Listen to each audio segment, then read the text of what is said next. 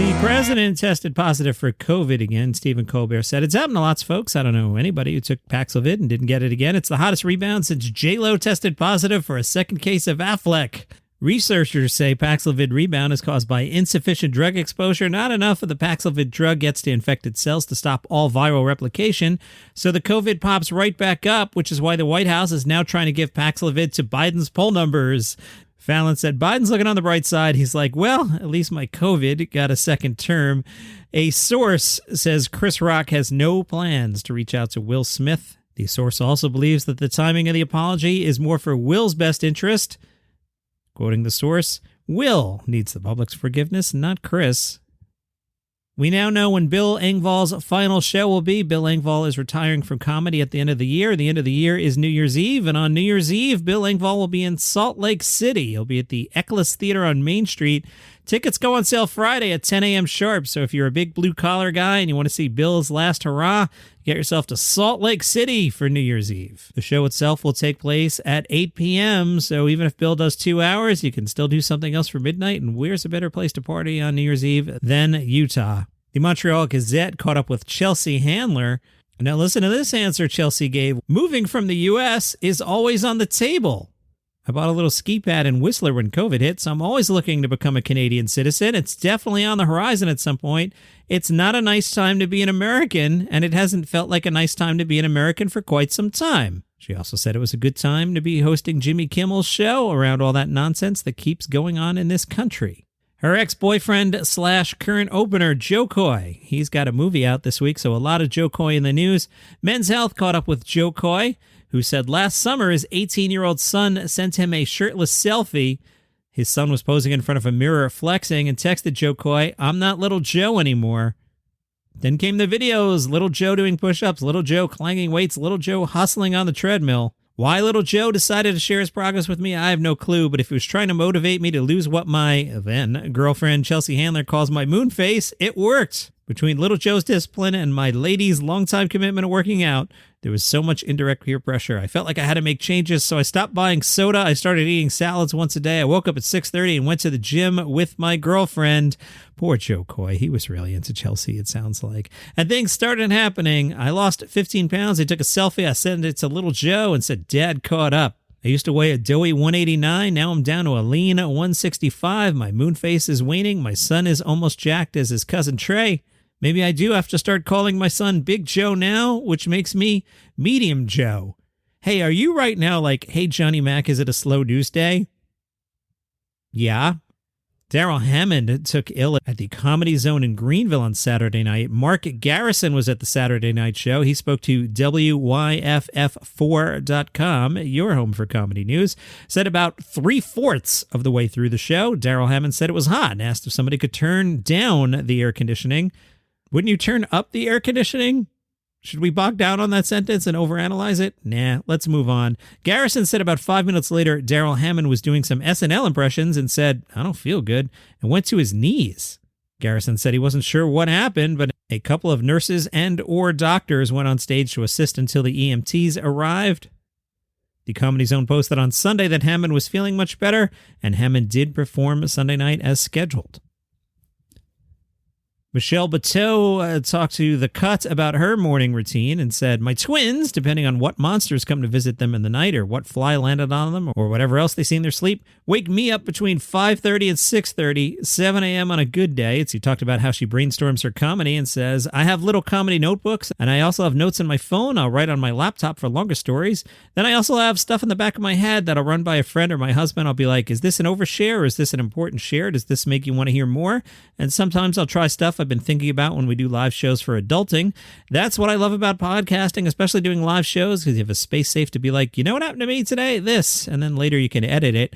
All right, we know her morning routine. How about her evening routine? My husband and I act like we're empty nesters after the kids go to bed. We're always like, ooh, what should we do? We do the dishes. We have a little crafted cocktail that my husband's made, and we watch TV together. Sometimes I write when we're watching TV, and then we're in bed by 9:45, and we cuddle. This sounds stupid, but touching each other is important because otherwise you forget. Are you guys like, hey, Johnny Mac, is it like a really slow news day? Yeah. The Interrobang had somebody at Patton Oswalt's gala up at Montreal last week.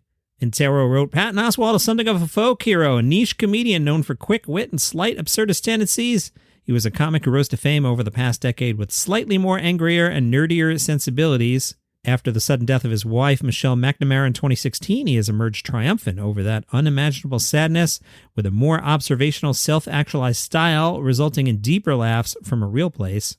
Patton looked great, well-rested, happy, and ready. A slight man with a massive presence, he kept the subject matter very light, riffing with playful energy, exploring the massive setting of the gala with the wonder of a drama camper and the awe of the stage. He set the energy for the night, like someone who knows how to host an important evening, how to share. Tight, polished sets from Laurie Kilmartin and Pete Holmes followed. The Interrobang writes, Pete has really grown on me in this festival. Something has changed. He's cooler now, more real on stage, more trusting that an audience will like him. A highlight of the night came from Veer Daz, who's a total killer, and gave a magnetic performance that ranged from political nuance to wordplay. He used all of the stage to get some very funny points about religion across. Randy Feldface is a trip to watch. He's a puppet, which is one level of brain scramble, a puppet of a stand-up comic and yelling like a wild beast about the parts of his purple puppet life in the purple puppet region of Australia. It cracked me up. It's so joyful and bonkers. Sounds like that was a good show. Patton closed out the night. The Montreal Times had somebody at Just for Laughs' Midnight Surprise show. On the show, the writer attended. It got off to a good start with host Reese Nicholson. He entertained the Full House crowd with his take on hot weather in Montreal, vague porn, COVID in Australia, and why weddings are like a school play. Lisa Traeger, and time out. If you follow me on the Facebook page, Daily Comedy News Podcast Group, I was listening back to the playback, was it Saturday or Sunday morning, and I had called her Liza, and I know better, and I was like, ah! I was like Dennis from It's Always Sunny in Philadelphia, driving the car, screaming. By the way, when I drive a car, I'm always Dennis from It's Always Sunny in Philadelphia. That is my favorite scene, Dennis losing his mind when he gives people the room and they don't merge. 100% me. They had a spy cam on me. Lisa Traeger once again displayed her mastery of crowd work. Zainab Johnson talked about the connection between candy and kidnapping. Paul Rablauskas, did I get that right, gave his take about wolves pervading the reservation he lives in Manitoba, as well as street gangs and what it's like to rob a shopper's drug mark. Randy Feldface offered lucky audience members some excerpts from his hot solo show, Alien of Extraordinary Abilities. Hearing a lot about Randy Feldface, I'm on the train. That was Midnight Surprise. My son and I were walking by, and I was like, should we go? And I'm like, I got to post a podcast. So we went home, and I edited the thing till 1 a.m., and then I passed out. Cult MTL had a rough review of Tommy Tiernan's show at Montreal.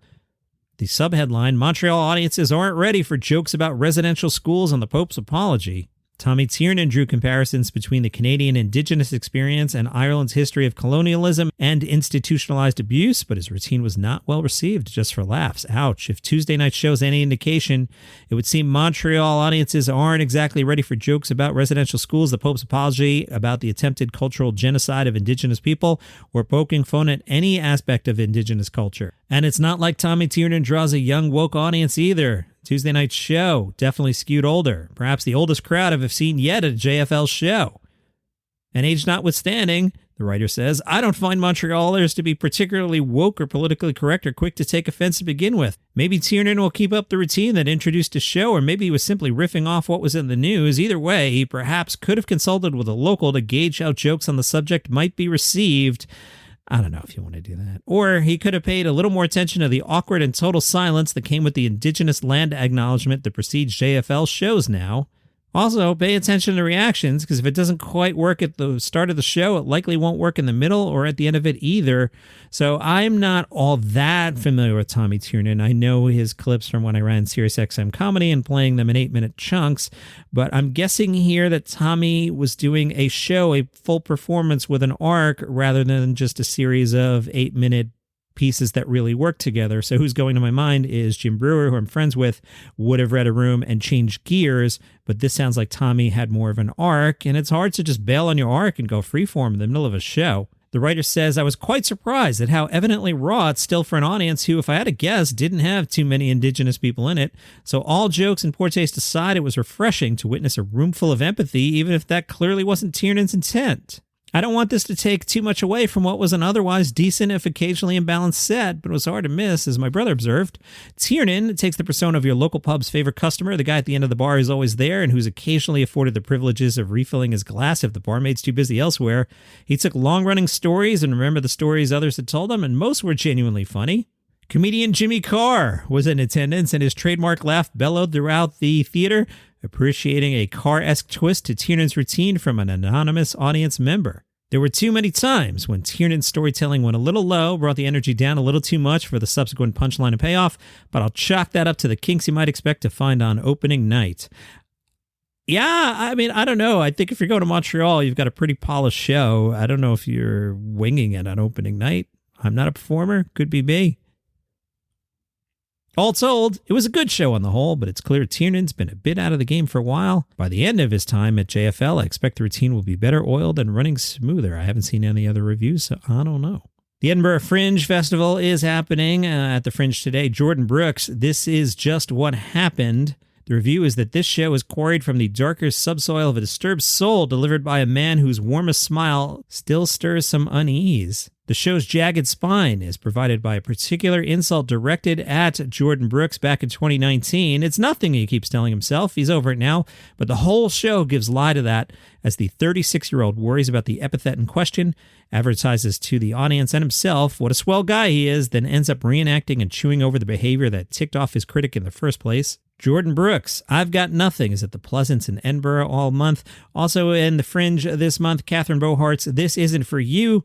Catherine Bohart turns heartbreak into very engaging comedy as she tells the story of her journey from smug coupledom via breakup and through a year of social isolation in which her OCD spiked and her friends assailed her with terrible advice on emotional recovery. Or was it terrible?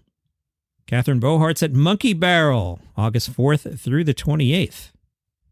And that is your comedy news for today. Follow the show for free on Apple Podcasts or Spotify, wherever you get your shows, and I'll see you tomorrow.